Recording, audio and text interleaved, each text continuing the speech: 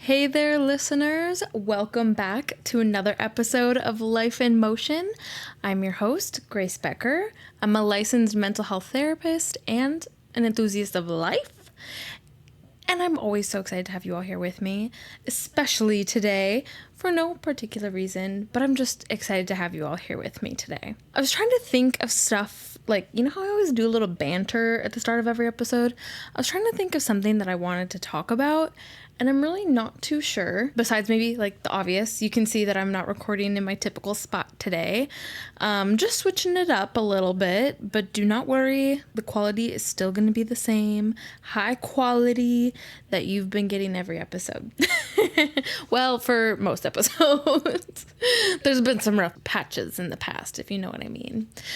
But yeah, other than that, I really don't know what else new there is to update you all on. This coming weekend, I always record ahead of time, y'all. So you're not going to see this for a while yet. But this coming weekend, then towards the end of June, my mother and her fiance, y'all, my mom has a fiance. This is crazy. P.S. Mom, if you're listening, congrats, girl. But they're going to come up and they're going to help me pack up I already packed up my place, but they're going to help me move all my stuff. And I'm really excited to see them and to spend time with them, to get moved out of my house and into my home with Jaden.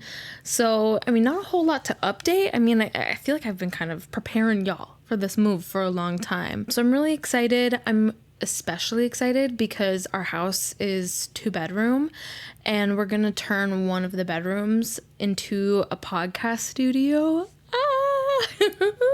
It is gonna have another bed in there for guests, but the room is pretty big, so the bed will be like kind of in one corner, and then I'll have my podcast studio set up in another. So I'm really, really excited for that. It will be nice to have a place to put like all my stuff and, just to go to all the time, have a more professional setting. It's not really ideal to have to do this on like my bed, so I'm really excited for that. But honestly, like there's really not too much to talk about. However, today's episode, I'm going to be talking a lot about a personal experience, as well as throwing in some just like education, right, about negative body image and body dysphoria. So today we're going to be talking about those two things. It's something that honestly affects so many people.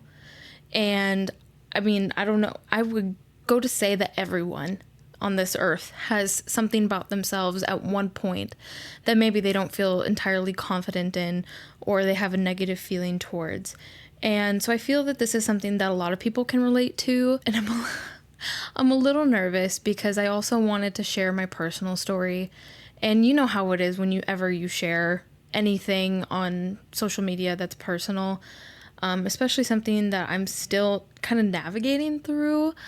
I'll talk more on it, but it's something that I had felt that I had kind of processed, expressed, and worked my way through, and I was in a really good place. And then recently I had something that just kind of knocked me down quite a bit, and I've been doing okay. I've been doing okay since, but I want to share that with you guys, and hopefully this will help some of you out there if you also have ever struggled with body dysphoria or just negative body image in general. So before we get into kind of like my personal story and, more with like how to cope with it, kind of the roots of body image, and how it can take an emotional toll on a person and how to kind of rebuild your self-perception, I just want to give a little bit of background about what the key differences are between negative body image and body dysphoria, because there is a difference between the two. Negative body image is the persistent dissatisfaction with one's appearance. So, and when I looked up these terms, it does say persistent in there, dissatisfaction with one's appearance, but I would say that even if it's not a persistent, right, and I don't know what they mean by persistent. Does that mean every day?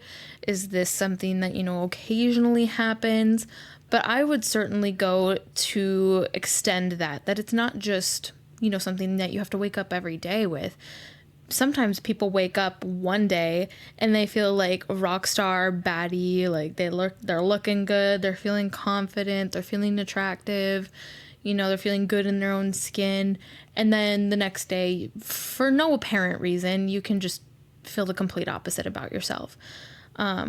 But it is usually a dissatisfaction with one's outward appearance. And it can affect, like your inner self, right? Like your identity and how you choose to interact with the world and with yourself. But it usually starts with that outward appearance that people struggle with, a part of themselves. So that's a negative body image. Body dysphoria is a little bit more detailed than that, though. It is a deeper, emotionally distressing kind of disconnect that a person can have between how they perceive themselves and their body and how it actually is in reality. And it can be related to other things like gender dysphoria, and it can also exist outside of that context as well. So the key difference between the two is that body dysphoria is a deeper, emotionally distressing disconnect between how someone perceives their body versus how it actually is. So it's just kind of like a negative body image, but on steroids, if you know what I mean. So that's kind of just the background behind it. And y'all, there are so many things that can affect how a person perceives themselves, whether it is that negative body image or body dysphoria. And, just like heads up as I go about talking about these different things, if I say because kind of saying negative body image and gender dysphoria is kind of a mouthful, just know that unless I tell you explicitly, I am talking about both of those things when I'm talking about this topic today. Unless I tell you otherwise, that the differences between the two. But what are the root causes of these body image issues? Well, there's a lot of things that can influence it. The first one, right off the bat, social media, girl. Social media influence and unrealistic beauty standards. I don't know about all of you, but I certainly have gone down that spiral on social media, whether it's on Instagram or it's on TikTok, looking at all these it girls, looking at these girls with these, beautiful curves, looking at these women with flat stomachs, and even further than that, researching, how to get rid of that belly pooch on your stomach, how to get rid of your bat wings, how to clear up your skin, how to make your hair more shiny, how to do all of these things. And I think a lot of times when people think of these negative body images, they immediately go to a person's weight and, their body shape, which is certainly something that, that's part of what it is, but it can be more than that. It can be, your skin.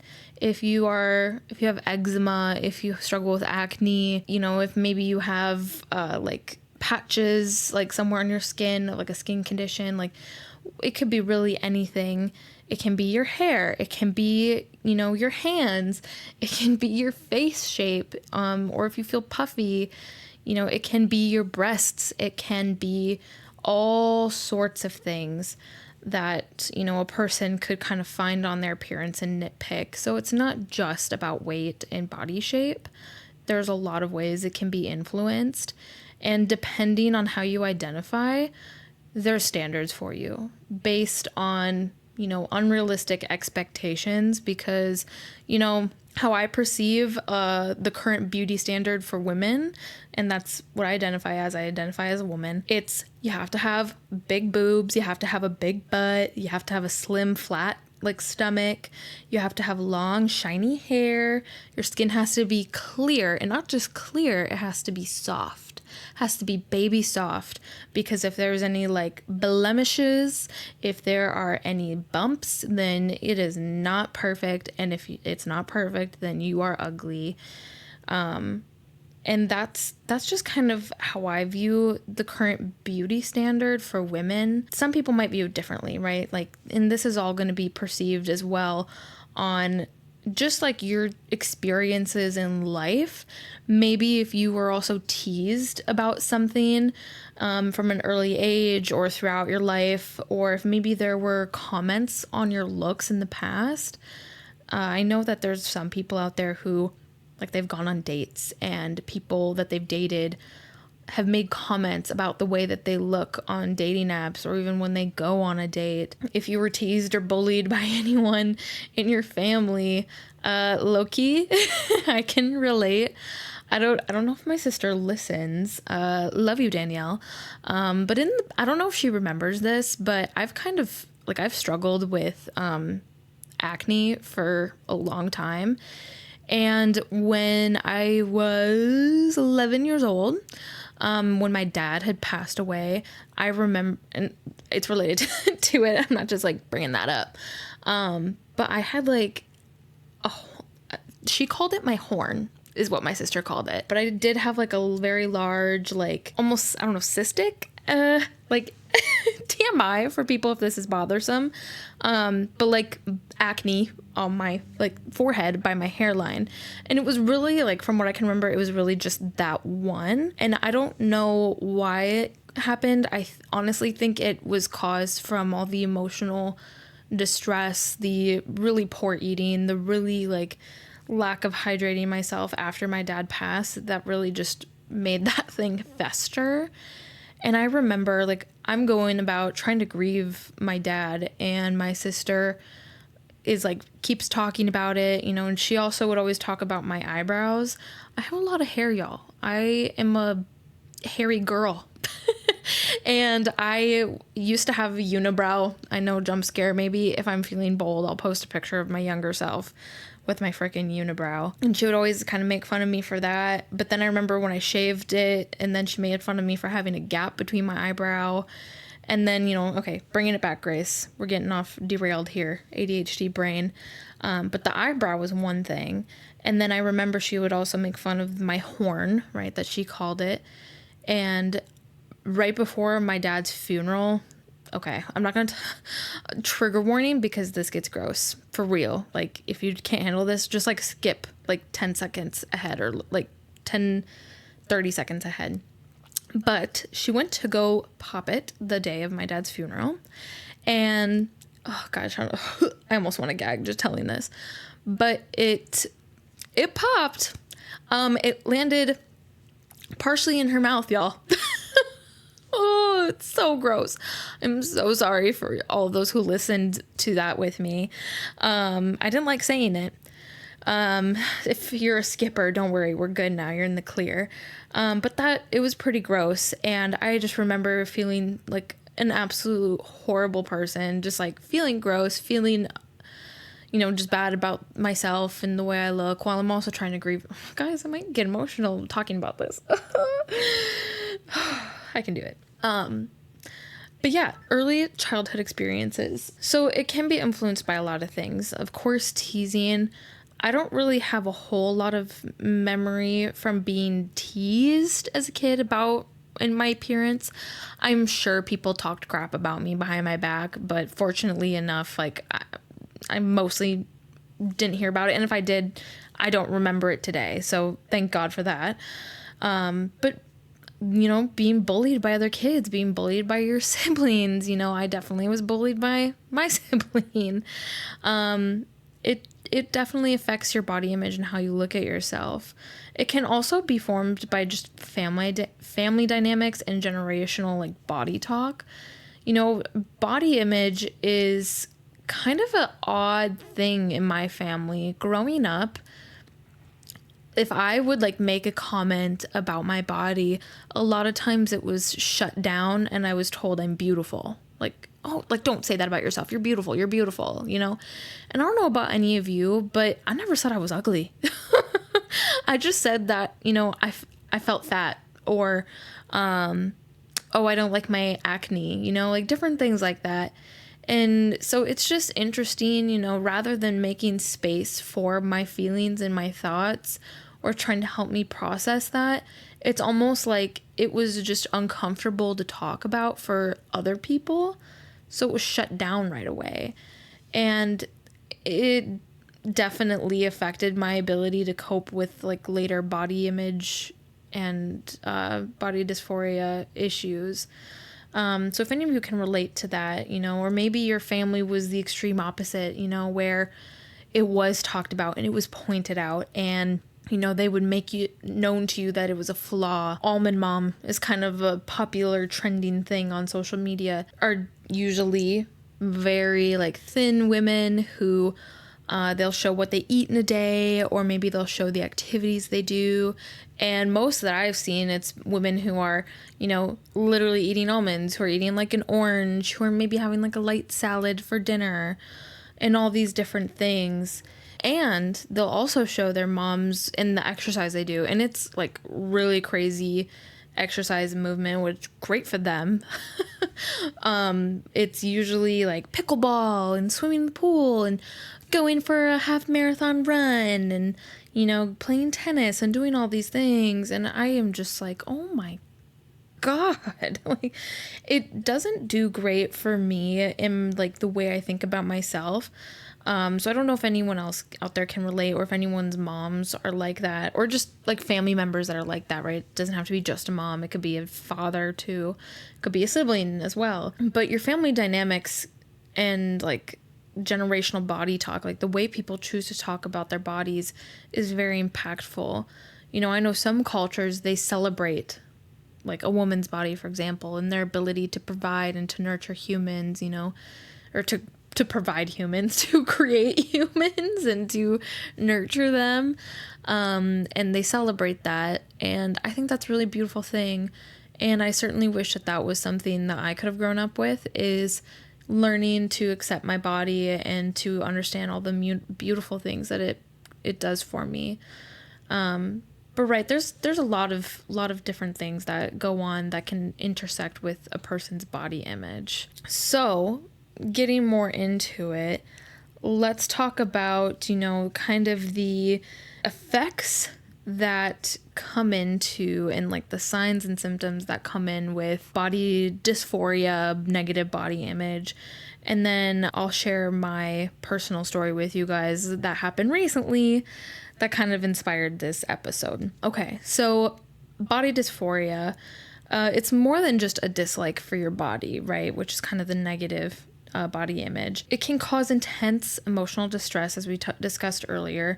It can cause disassociation with yourself, and you can also have the obsession over perceived flaws.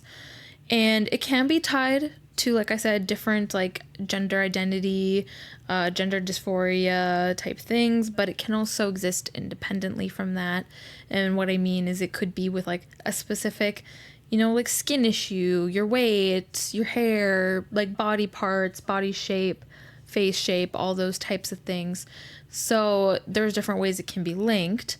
Some key signs and symptoms to look out for that maybe hint at that you are struggling with this and may want to seek out professional help is if you are like consistently mirror checking yourself, right? I know for me, sometimes I will catch myself like lifting up my shirt, looking like, do I see any rolls? Do I see any weird, like, I don't know, skin things? I don't know. Looking, am I tan enough? Am I pale?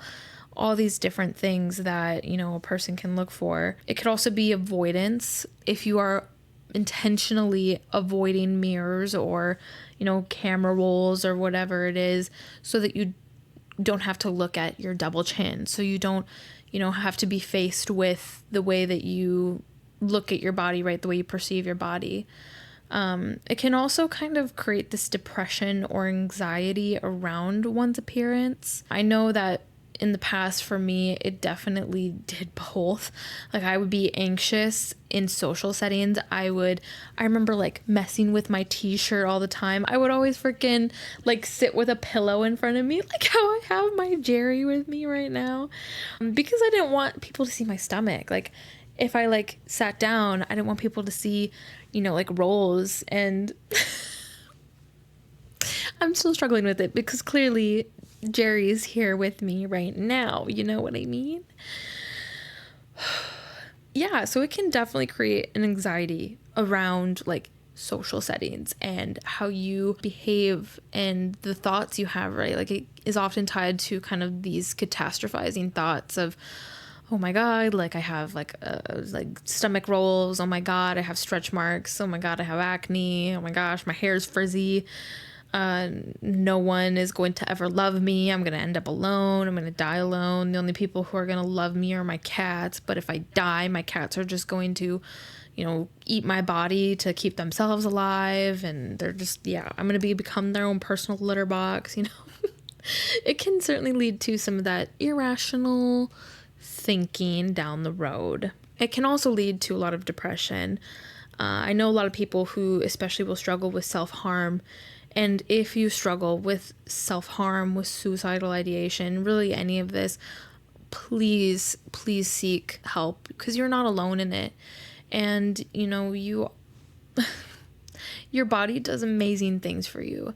And I'm sure you've heard all these things before of like your body digests food for you to help you grow. Your hands and your arms help to like touch and nurture the people you love. Your feet help bring you, and your legs bring you to places that you'll see. All these different ways that you can choose to love yourself. Choose to accept your body because it is amazing and it does do a lot of beautiful things, and we are far harder on ourselves than we need to be. So definitely get help for that. Another thing too with this is it can lead to disordered eating as well. I didn't plan on spending too much time on that. That's probably a whole nother episode I would like to do on the podcast. But it can lead to some disordered eating or compulsive behaviors. I know in the past I used to really struggle with binge eating and, just like going hours without eating anything. And then I would just get so hungry and then I would like binge on my food. And you can purge it sometimes by like forcing yourself to throw up, or you can also like do a lot of excessive exercise. I have a memory of trying to force myself to throw up, but I hate throwing up and it feels so gross to throw up. This was also like in high school, so this was a long time ago. I don't do this, like I haven't done this in a long time, but I would do like the excessive exercise. So I'd be like up in my room late at night doing ab workouts to try and get my to try and like work off the food that I had eaten, or I would go like on bike rides to try and work off whatever calories I had, so it was definitely a negative outlook with both movement and food and the way I looked at my body. So it can kind of lead to some of those things. And if you relate to any of this, please go see a therapist, see a counselor, meet with a dietitian, meet with someone who is educated and who's trained in this area, like specifically, because, everyone has their niche. Like I'm a therapist, yes, and I help people with like mental health diagnoses. However, distorted eating is kind of one of those specialty areas that I do not feel confident in that, I mean, to like treat. I will almost always refer out if a client's like, this is something that's really big and I really need to work on it. I will talk about it with the client and I will, we will dive into how they feel about themselves, how that affects their life and all these different things. But when it comes to like actually trying to like treat it, I don't know if that makes sense, if that's coming across how I'm hoping it does. That is not an area that I am trained in, specialized in. But I know there are plenty of therapists who are, who do specialize in that area. Kind of the same with like addiction, right? Like I don't work with rehabilitation. I don't do addiction counseling. I'll talk about how your addiction has affected your relationships with you. I will talk about how it's affected, your job and the way you think, the way you feel, but I'm not going to treat your addiction. I hope that makes sense. Like if it's coming across, the way I mean it to, but kind of similar to that. But these things take a huge emotional toll on us, y'all. It impacts our daily life. It can lead to avoiding social situations. It can lead to like excessive like hyperfixation with the way you look. Maybe like consistently changing your clothing and intimacy. People can struggle to want to be intimate with partners because they're fearful of, maybe the way they'll be perceived by their partner. It also can lead to all sorts, like a host of other disorders like gender dysphoria, eating disorders, anxiety, depression, the whole can of worms, y'all. So please take care of yourself. And the one thing, it can keep you in this shame loop, y'all. And the difference between shame and guilt is that, shame is very like, it's kind of taking it on as truth of, I am bad. Whereas guilt is a little bit more productive. It says I did something bad, so one is more like taking ownership of it and like identifying with it. And another one, guilt, is more productive. It's accepting it as it is, but also not worsening it.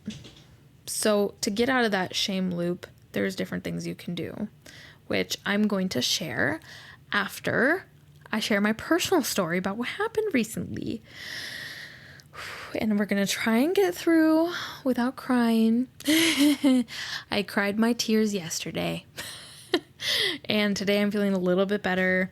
It is still like sensitive enough to where I would really appreciate it that if anyone who did leave a comment who on my YouTube or on my Spotify, you can leave review. Yeah, and you can leave reviews on Apple Podcasts as well. Keep it constructive, keep it kind. I would really appreciate it because I'm a real human with real feelings, even though some of you maybe don't know me personally. So please keep it kind.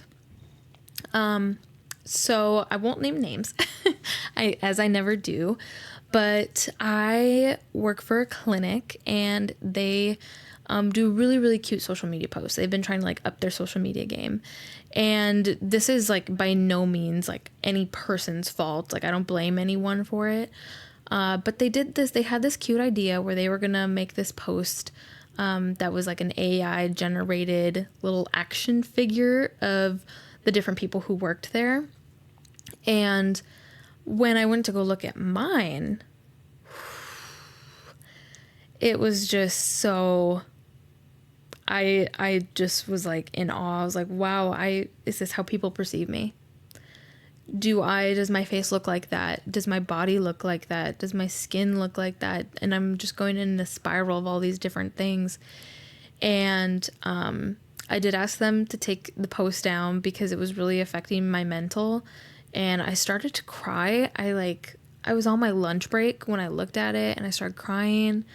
And I went to go talk to one of my coworkers, and she was exactly what I needed in that moment. I needed a friend to talk to who also happens to be a very good therapist. And it was really helpful. And she told me some things that really stuck with me that, I've also said to clients before, but the saying, doctors are the worst patients. And hearing it from another person just really helped me. And one thing she said was, we don't get to choose what triggers us. Because something that I kept saying, and when I was like, after experiencing this, was it feels so stupid. Like, this is such a stupid thing to get upset about. Because it was cute. Like, the idea was cute. And I I loved that, and I saw everyone else's and I was like, they're so cute. Like, these are perfect. It comes with like little like trinkets next to them about like who they are and all that good stuff. But I just was looking at mine and I was like, oh my gosh. And like, again, this is AI generated. AI just did me really dirty. And, I asked like one of the people if they could take it down off of social media, and they did. Of course, everyone there is so kind and so sweet. And I love where I work, and it's a really cute idea, and I would love to be a part of future like social media things. But that's just something that I have struggled with, and I was crying and I was breaking down, and I went to go talk to my coworker friend, and they were very helpful, reassuring, and they told me that, we don't get to pick what triggers us. Because even though I kept saying that this is stupid, it's not stupid. if it's affecting me, then that's like reason enough for it to be important. And that there are so many contributing factors. So let me just continue to paint this picture for you all. I am also on my menstrual cycle. So I'm already feeling bloated, gross, greasy, smelly, like all these things. And just, seeing that, I'm also feeling very emotional. And after seeing that, I was like, oh my God. And that just kind of was my tipping point over the edge. And I just kind of went down that spiral of this, how people view me. And then I started catastrophizing. And it was also my lunch break, like I mentioned.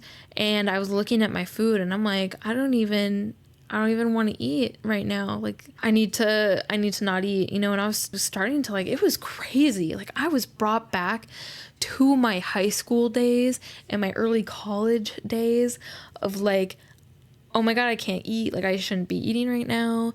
And I was just brought to that mental state. And it has been so long. Like I told you guys at the start of this episode, I thought I had worked through all of this. I thought that I had processed it and that I had, progress isn't linear. So like, I don't want to say necessarily overcome, but it has been years since I have felt this way.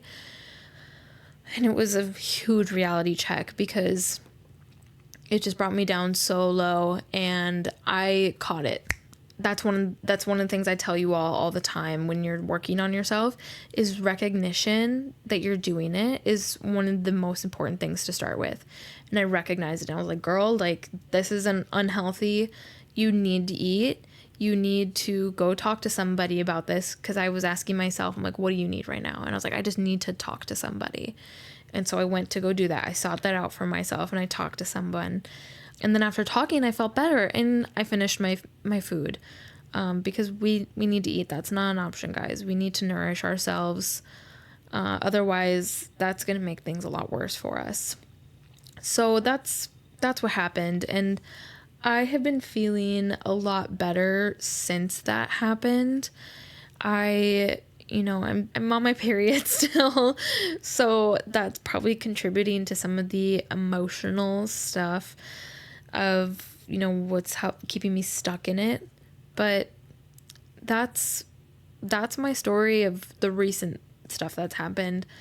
There's a lot from my past that, I don't know if I feel fully comfortable sharing today, but if this is something people admire and you would like to hear more about my personal journey on this, I would love to go just on a deep dive about my personal background with it. But I did share a little bit about some of the stuff my sister had done and this recent episode that just kind of brought me back and triggered me into that moment. So now that we've discussed all of those things and my story, let's talk about ways that we can heal and, rebuild our self-perception. And the first thing right off the bat is learning not to love your body, but to accept it. Because let's be so for real, everyone. There are days when you just can't bring yourself to necessarily love something, right? For example, one of the things that I have often struggled with is my skin and my acne, and I have it's definitely better now, but I remember when I first went to my dermatologist, I broke down and I started crying in the office, and that was 3 years ago because it was one of my biggest insecurities, and she had told me that I likely will never fully heal from my acne scars, and that was really hard to hear. And so I don't necessarily love my acne, but I've learned to accept it. I've learned to accept that, this is here. This is not something that's going to be going away. So let's learn to accept it for what it is. Doesn't mean I have to agree with it, but I can accept it, because there's going to be days like that. And also trying to challenge those negative thoughts. The distorted thinking is probably the number one thing I hear when people are talking about this negative body image, and probably one of the biggest things I also go through. The getting into that catastrophizing mindset, getting on yourself of like, I should be doing this or shouldn't be doing that. Just really, really negative thinking. We need to challenge those distorted thoughts, y'all. Like we have to. And how you start is you recognize the thought and you're like, whoa, stop, y'all. Like, stop yourself and recognize it. Like, that was distorted thinking. Like, that was really negative. And look at the facts. What facts do you have to back this up? Like, has your partner ever told you that, oh, you're too, like, big to be loved, or, oh, your acne is hideous and I can't love you, you know, things like that? Have you ever, like, is it something you can control? Maybe. So some things you just can't control if it was like genetic, right? Like your nose. Noses are a big one for people. If it's genetic, you can't control how like your nose looks, right? And, there are, debate of like, you can, like, there are things in your control you can do to, treat and to work on the parts of yourself that you don't love. For example, if you're not happy with your body weight or maybe like your muscle mass, you can go to the gym and you can do strength training to build muscle. You can do cardio to maybe lose body fat. You can do all those things. And you can, like my skin, I can go to the dermatologist and take my medication to try and clear it up. There are things you can do. However, it's deeply rooted. It's more rooted than just a simple, like, oh, let's just do these things to try and fix them. It is a mental and emotional game that you have to challenge within yourself. So there is that work that needs to be put in addition to taking control of practical, tactical things that you can do, such as like going to the gym, going to a dermatologist, doing those things. It also would be a good idea to kind of get curated with your social media feed. I know for me, if I've struggled, like these are some things I've started to do. I've started to follow people on social media who look more like me, who have my body shape, who have my hairstyle, who have acne issues. If you're a person of color, following people who are people of color as well, different things like that. You can do so much that can help curate your feed so that you're getting people who look like you so you don't feel so alone in the world. Because let's be honest, if we're continuously like looking at people where it's like, oh, I would love to be like that, that can be nice, right? And that can be like almost motivation, if you know what I mean. There are some social media influencers that I follow because they give me that motivation to, get movement, to maybe eat better and different things like that. But it is not always great if that's consistently what you're getting and you're not getting people on your social media who look more like you. With that being said, you can also unfollow people who maybe are harmful to your mental health. If there's a person, even if they're not like doing anything bad, sometimes our brain just likes to play those tricks on us. And if it's better for you just to unfollow that person while you're figuring it out, do it. So curate your social media. I would also say set boundaries with people who are not good for your mental health either. So if you do have people in your life who are making these comments on your body, who are pointing out these flaws, set boundaries with them. Tell them like, hey, it's really not okay with me when you're making these comments on my body or my appearance. And if you continue to do that, I'm going to have to cut you out of my life. Like, I can't do this anymore. So you can set those boundaries. You have every right to do that. So hopefully that's a little bit helpful. And, at the end of the day, I would just say start with maybe books, podcasts, if you want. Go to like support groups, go to individual therapy, different things like that. There's a lot of resources out there in the world that can be really good for you. You just have to actively seek that out. So yeah, that's really what I have for you all today. I just kind of want to end on a little bit of a reminder for you all is that you are more than just your body. You are more than just your appearance. Your worth is not determined by your looks. Your worth is not determined by your looks. And if anyone, whether it's yourself or it's other people in your life, are telling you otherwise, show me where they are, and I will come talk to them on your behalf. Because it's just not true. It's just not true. So I hope you all enjoyed today's episode. And let me know if you had any like thoughts about today. If you have any questions, tell me what you liked about this episode. And yeah, just maybe be kind down in the comments. I kind of want to start this new thing where I see who has made it this far in the episode. So if you made it this far, please comment down below an emoji. So I'm going to tell you an emoji to comment at the end of every episode. I don't know if anyone listens to Leo Skeppy on his podcast, Aware and Aggravated. I love him, love his podcast, and he does this, so I'm getting inspiration from him. But comment down below let's do a rainbow. So comment down below for a rainbow. It's also the end of June, so happy Pride, y'all. So let's do a rainbow. Comment that down below if you made it this far. So thanks so much for listening, everyone. I'm gonna have all of my like socials linked down below if you want to get connected with me on that. But until next week, embrace the chaos and find the beauty. Bye.